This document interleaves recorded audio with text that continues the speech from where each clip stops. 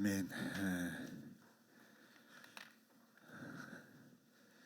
이게 1년 전에 찬양 제목이 1년 전에 매년 1월 달에 찬양 제목이 1년께 나오는데 오늘 설교 제목하고 너무 맞는 것 같아요.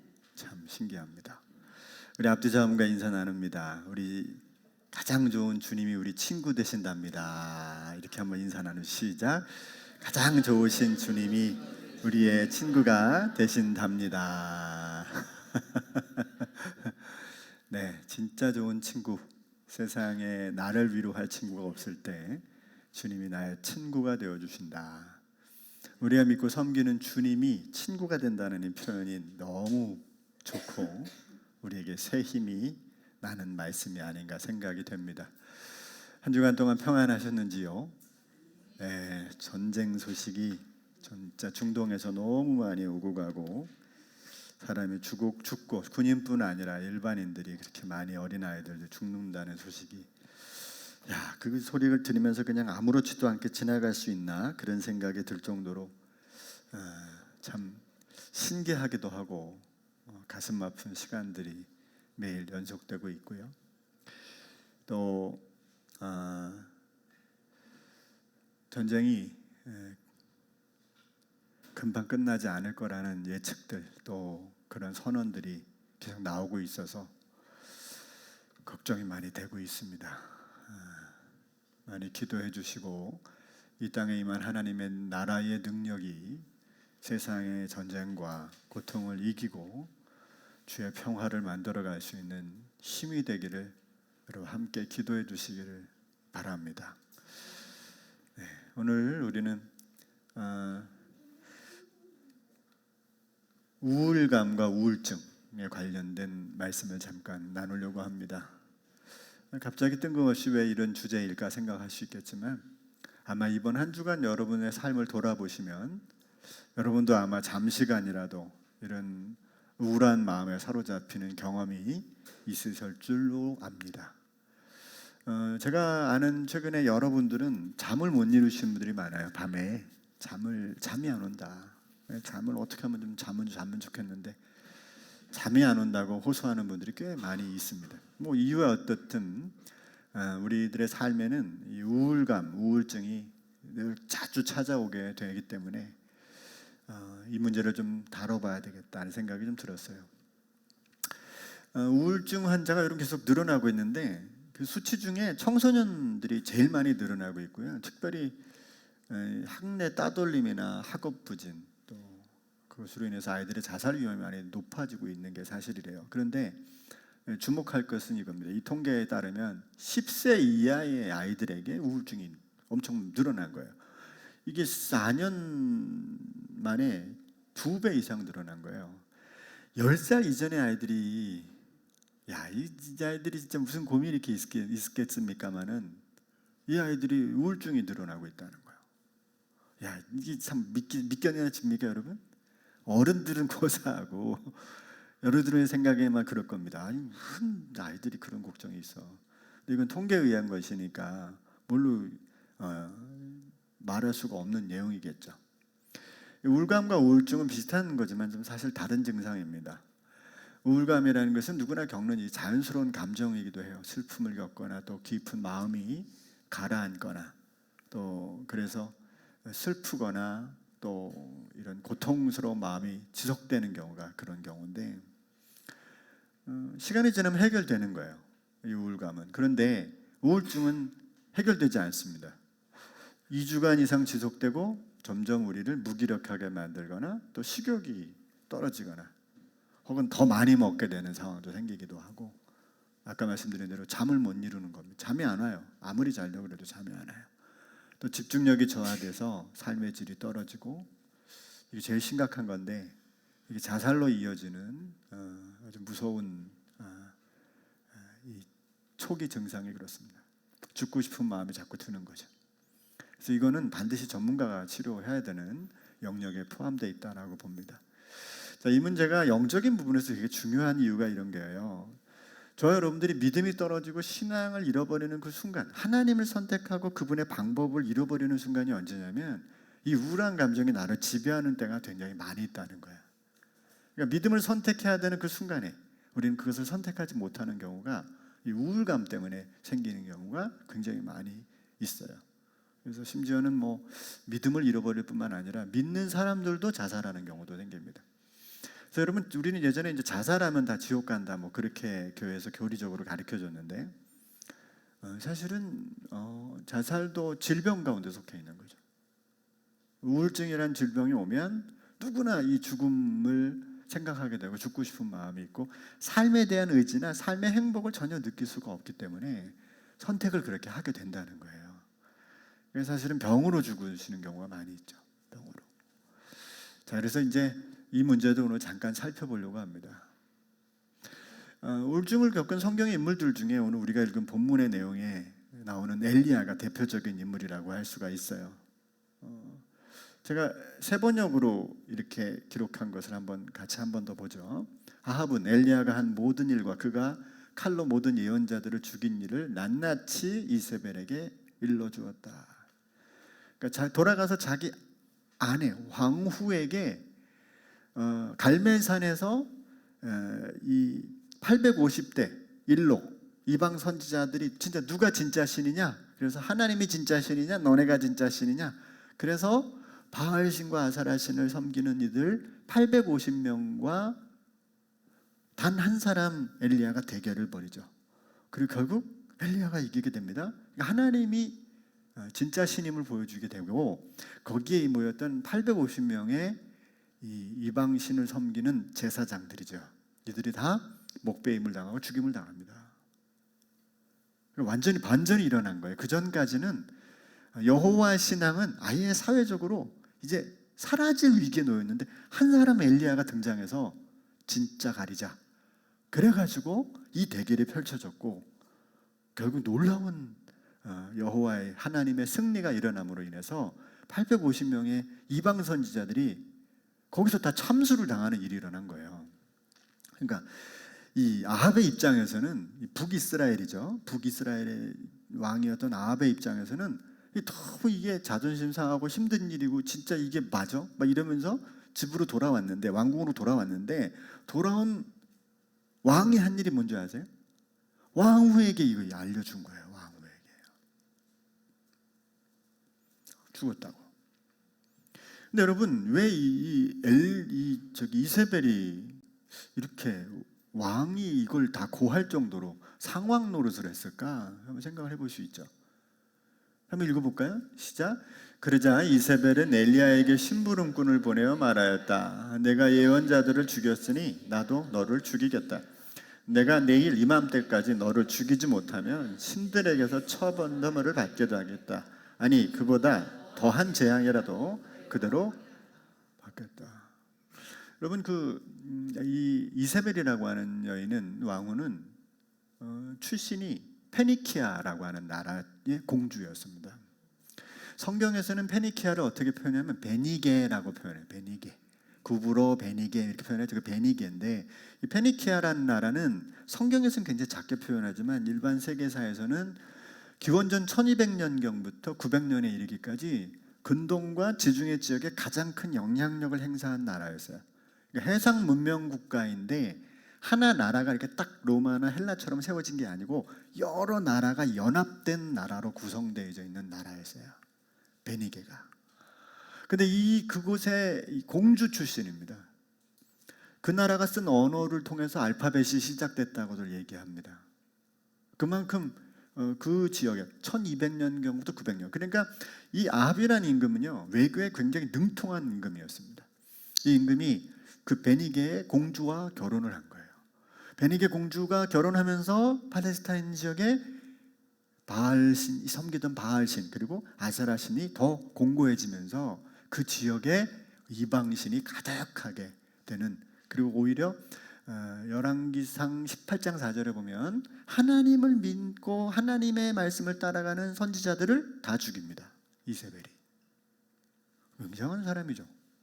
단순히 이방 나라에 시집온 정도의 수준이 아니라 상왕 노릇을 하고 있는 거예요. 상왕 노릇을. 된다는 거예요. 열왕기상 21장에 보면 나봇이라는 사람이 나옵니다. 아합 임금이 있는 왕궁에 바로 옆에 좋은 포도밭을 가지고 있었는데, 그 포도밭은 조상적부터 물려받은 포도밭이기 때문에 개인 것이라기보다는 조상들에게서 물려받은 하나님께서 만기신 기업이죠. 그의 영원한 기업인 겁니다. 그런데 아합이 그 땅에 탐이 났는 거예요. 그래서 가서 나봇에게 말합니다. 야, 네 땅 좋은데 내가 다른 데 대토를 줄 테니까 내가 거기다 채소를 좀 심어 먹고 싶다. 너 네 땅 내놔. 그랬더니 나봇이 아니되옵니다. 조상적부터 하나님께서 물려주신 거기 때문에 우리는 못 줍니다.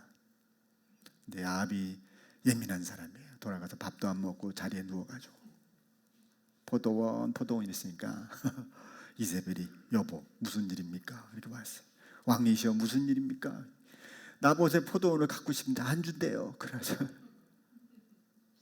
이세벨이 그 지역에 있는 귀족들에게 편지를 보냅니다. 나봇을 많은 사람들이 있는 곳으로 모이게 해서 2명의 불량배들을 같이 붙여, 그래가지고 사람들이 있는 곳에서 네가 하나님과 왕을 욕했다라고 거짓 증인해라. 그리고 그곳에서 사람들이 분노할 때 돌로 즉결 처분해라. 그 자리에서 죽입니다. 그리고 다음날 왕에게 가서 가져가세요. 싹 받쳐줍니다. 이렇게 잔인한 여자예요. 그러니까 여러분, 내일 이맘때까지 내가 널 죽이겠다, 이 말은 엘리야에게는 절망의 선언과 같은 거예요. 얼마나 두려웠겠어요, 엘리야가. 근데 엘리야가 그 말을 딱 두려워서 급히 일어납니다. 그리고 목숨을 살리려고 도망합니다. 어디로 도망합니까? 유다의 브엘세바로 가요. 유대는 어디예요? 말하자면 북쪽 이스라엘이고 남쪽 유다인데, 유다로 갔다는 건 망명했단 말이에요. 즉시로 다른 나라 망명을 한 거예요. 그리고 자기의 사환을 거기에 남겨둡니다. 그리고 나서 자신은 또 광야로 또 들어가요. 브엘세바 광야로 또 깊이 들어갑니다. 하룻길을 더 갑니다. 그리고 로뎀나무가 어떤 나무라 그랬죠? 우리 개나리처럼 숲을 같은 거예요. 숲을.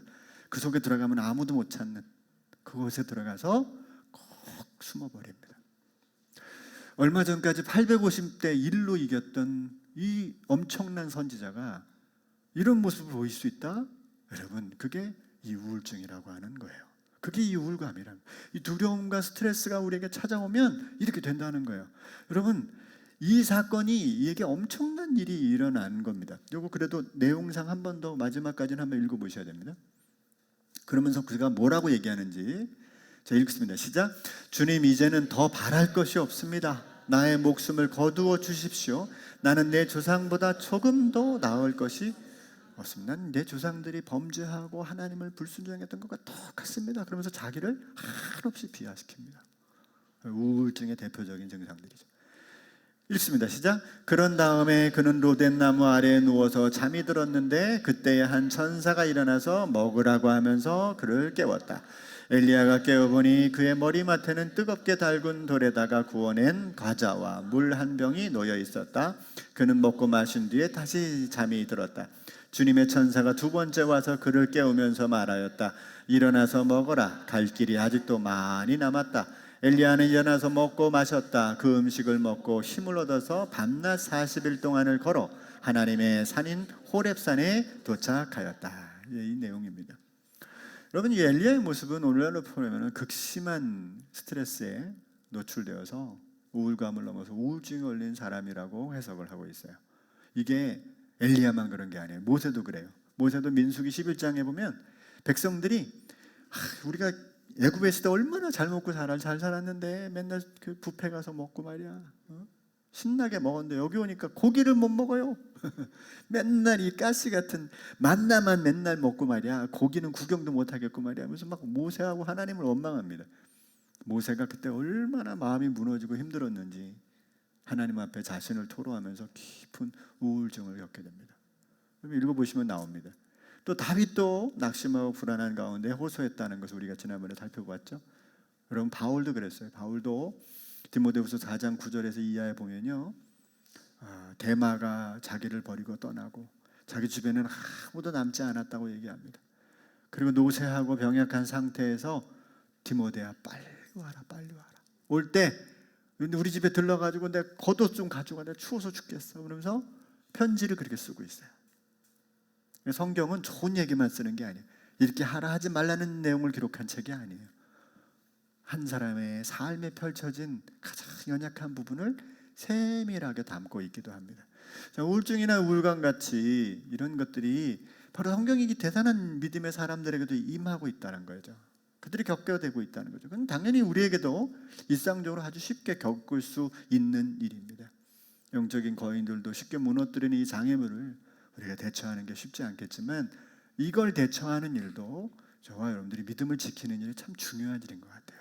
믿음 생활을 잘하다가도 어느 순간에 이게 찾아오면 이게 막 어려워지는 거예요. 저는 가까이 계시는 목사님이 전화가 오셨어요. 권사님 한 분이 돌아가신 거예요. 근데 목사님이 돌아가셔서 장례식 하면 되잖아요. 근데 이게 평범한 대화가 아니시세요. 굉장히 긴장하신 목소리로 전화가 오신 겁니다. 이게 그냥 돌아가신 게 아니에요. 자살을 하신 겁니다. 여러분, 교회 권사님이 그렇게 되면 교회가 얼마나 많이 무너지고 힘들겠습니까?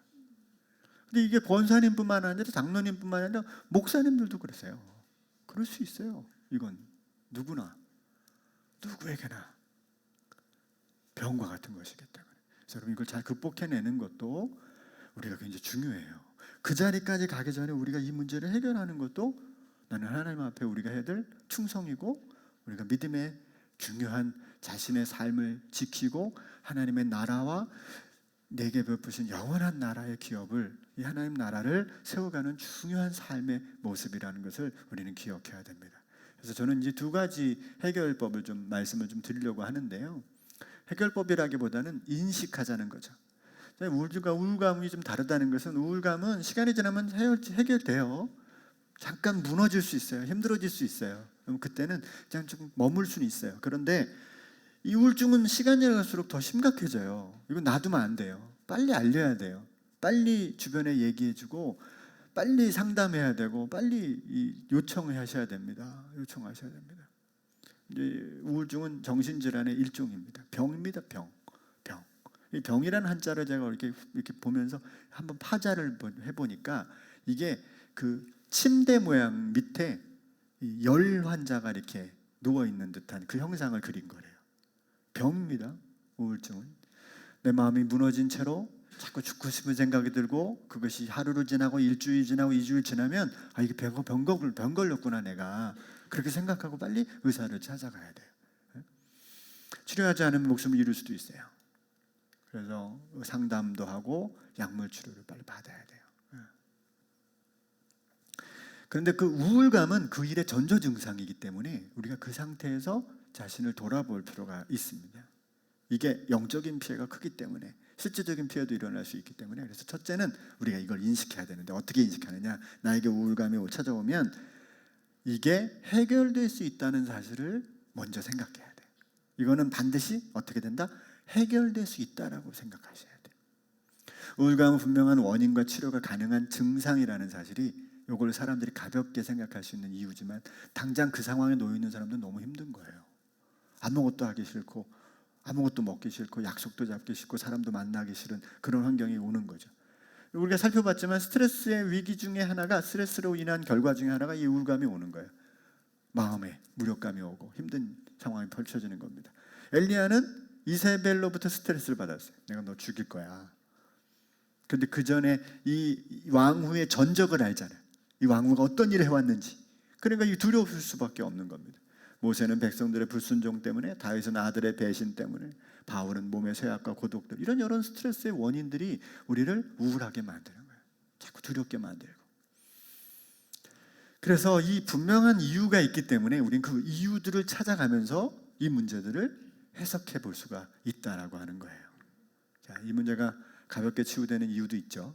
그거는 그만큼 우울증은 있다가 또 사라지기도 하고 또 없어지기도 하기 때문에 해결될 수 있어요. 미안하지만 우울증은요, 약 몇 알로도 해결되기도 해요. 그리고 약이 요새 발달했어요. 그거 먹으면 일어날 수 있는, 금방 회복되기도 하는 경우도 생깁니다. 자, 두 번째는 이겁니다. 자, 두 번째는 제가 여러분들에게 꼭 말씀드리고 싶은 건데요. 문제보다 강한 자신을 만들어내는 거예요. 한번 따라서 해볼까요? 문제보다 강한 나를 만들어보자. 제가 오늘 뭐 여러분들에게 무슨 우리 할 수 있다 하면 된다 이 얘기를 강조하려는 게 아니에요. 근데 이 우울증에 관련돼서는 이 문제가 굉장히 중요한 문제이기 때문에 요 답을 우리가 한번 풀어보자는 겁니다. 사실 우울감이라는 것은 문제와 자신이 이렇게 팽팽하게 맞서다가 어쩌면 내가 고개를 숙일 때 생기는 감정이에요. 내가 이것에 지치거나 이것에 무력감을 느낄 때 그런 경우가 생기는 경우가 많습니다. 그러니까 인생에 찾아오는 수많은 문제들을 견디고 자꾸 풀어내고 또 해결하면 여러분 거기에 성취감이라는 게 생기기 때문에 사람이 기분이 좋고 또 문제가 왔을 때 극복할 수 있어요. 근데 해도 안 되고 여러 번의 실패가 반복되면요 안 되는가 보다라고 하는 생각이 나를 사로잡게 돼요. 그때부터 무거워지는 거지. 마음이 괴로워지는 거죠. 그때부터는 평정심을 유지하기가 어려워집니다.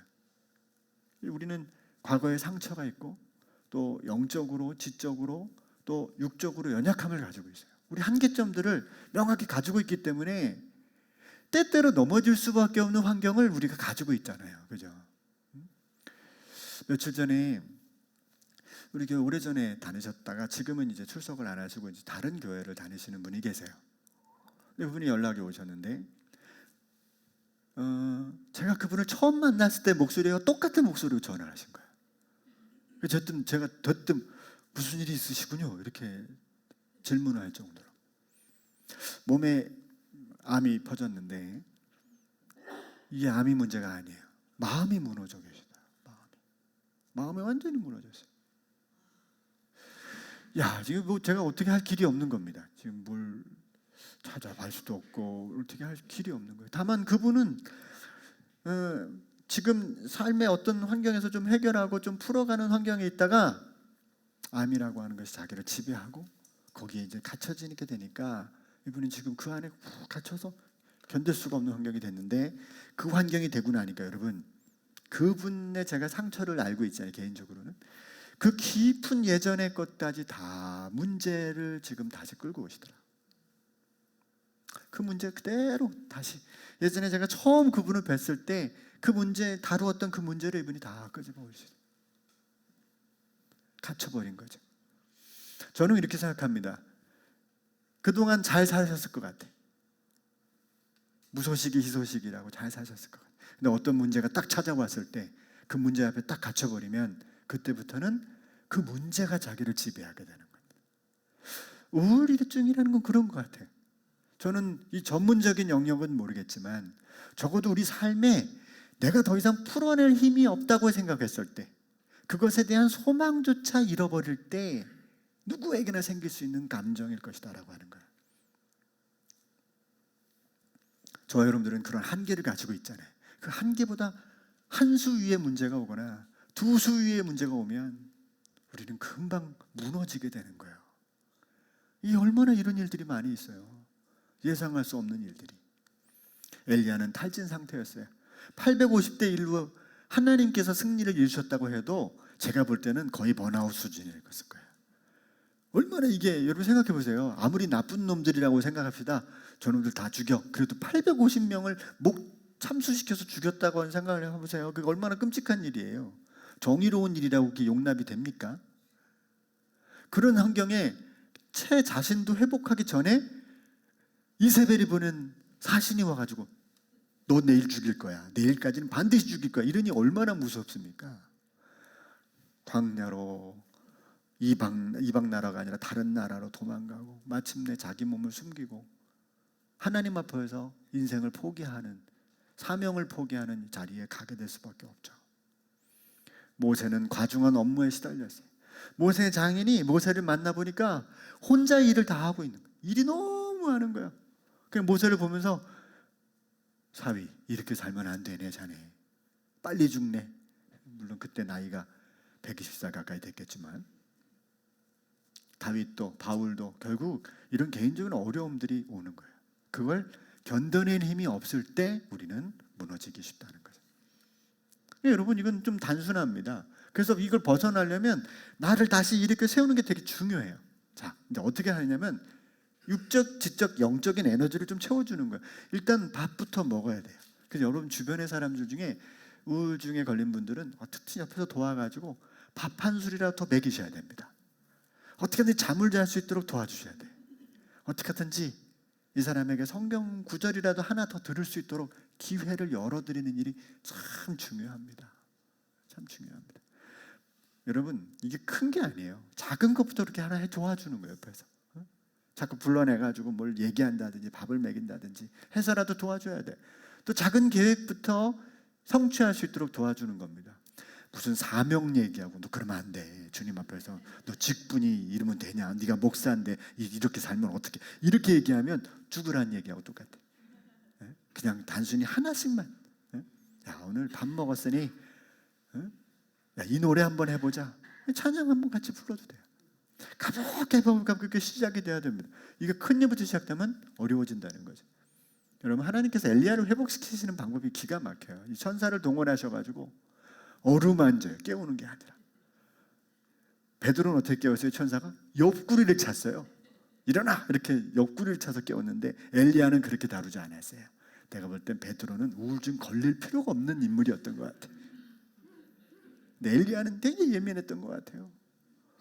하나님, 오직 세상에 나만 남았습니다. 다 죽고 나만 남았습니다. 뭐 이랬던 사람이잖아요. 그러니까 엘리야는 옆에서 어루만지는 거예요. 천사가 와서 어루만지니까 다 깨어났어요. 일어나자마자 뭐예요?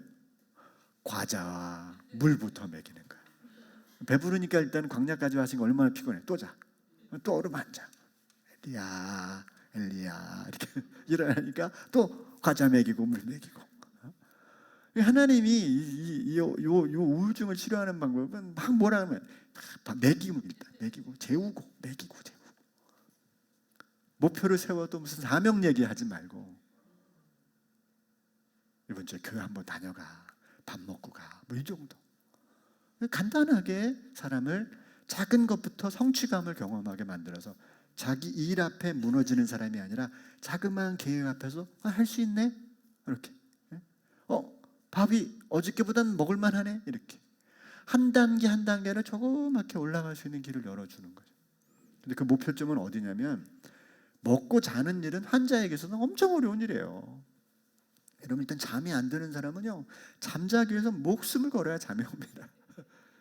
더군다나 요새 스마트폰이 생겨가지고 잠이 안 오는 스마트폰을 더 보면 더 안 와요. 아예 말똥말똥해집니다. 우울감을 겪을 때는 직분과 사명을 감당하는 일이 우선이 아니라 주어진 하루를 살아내는 거. 오늘 하루가 얼마나 감사한지부터 바라보는 게 중요합니다. 그리고 이게 제가 이제 이 문제를 좀 다루고 싶은데요. 맞아요. 요거 얘기만 하고 마치겠어요. 여러분, 우울감의 내면 속에는 믿음의 사람들을 가만히 보면 결국 영적인 문제가 이렇게 들어있어요.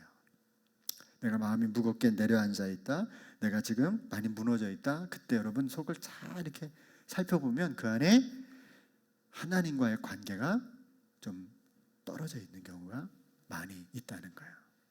하나님이 안 느껴지는 거죠. 다르게 얘기할까요? 하나님을 점점점 멀리하고 하나님과 관계가 없는 삶을 믿음의 사람들이 살면 어떤 순간이 오면 우울증이 옵니다. 이건 제가 목회를 통해서 발견한 거예요.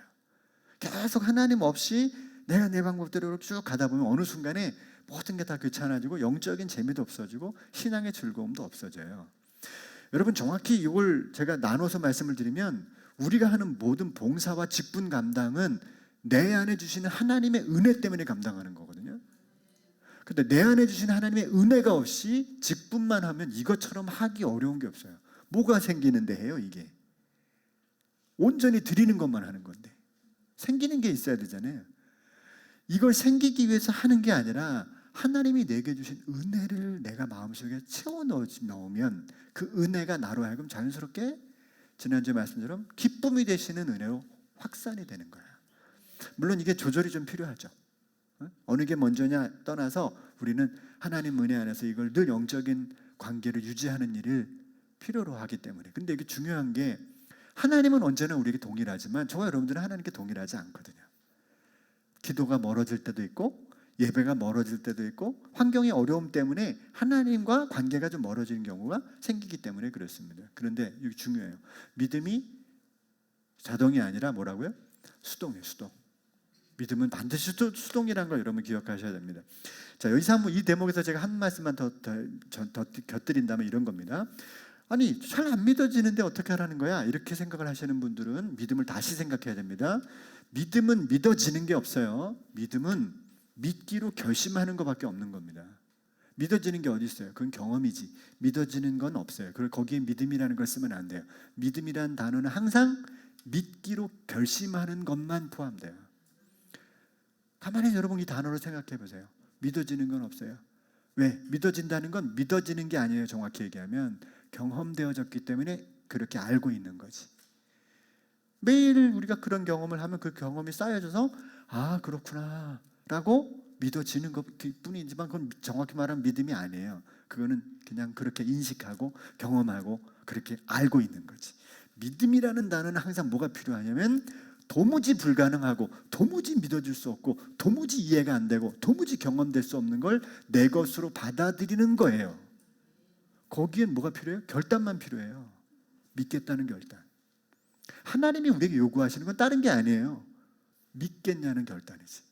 여러분, 이게 우리 사람 관계에서 굉장히 중요한 거예요. 사람 관계에서도 내가 저 사람에게 경험되고 이해되고 그래서 그 사람이 날 사랑한다 그러면 그 관계는 깨집니다. 그런데 이 관계가 유지되는 방법은 뭐예요? 저 사람이 그렇지 않을지라도 난 저 사람을 믿을 거야. 저 사람이 지금 이런 모습을 보였지만 난 저 사람을 신뢰할 거야라는 말 때문에 관계가 유지되는 거예요. 맞죠? 하나님과의 관계도 똑같습니다. 우리가 하나님을 믿겠다는 결심을 갖는 순간에 이 믿음이 내 마음에 채워지는 거죠. 그래서 믿음은 자동이 아니에요. 자동적으로 내가 생기는 게 아니에요. 자동적으로 안 생깁니다. 어떻게? 오늘도 그 믿음을 결심해야 돼요. 주님, 내가 주님을 바라보기를 원합니다. 주님, 내가 주님을 더 신뢰하기를 원합니다라고 그 믿음으로 나아가면서 한 걸음도 나아가면서 찬양도 하고 말씀도 듣고 기도를 하면 신기해. 한 걸음 내딛만큼의 믿음이 내 안에 생겨져 있어요.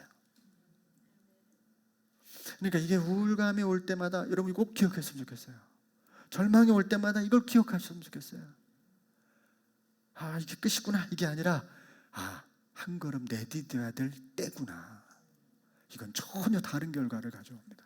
한 사람은 계속 뒤로 후퇴하지만 한 사람은 한 걸음 오히려 그 두려움과 불안과 우울 때문에 하나님께 가는 길을 열 수 있는 길이 열리는 거예요.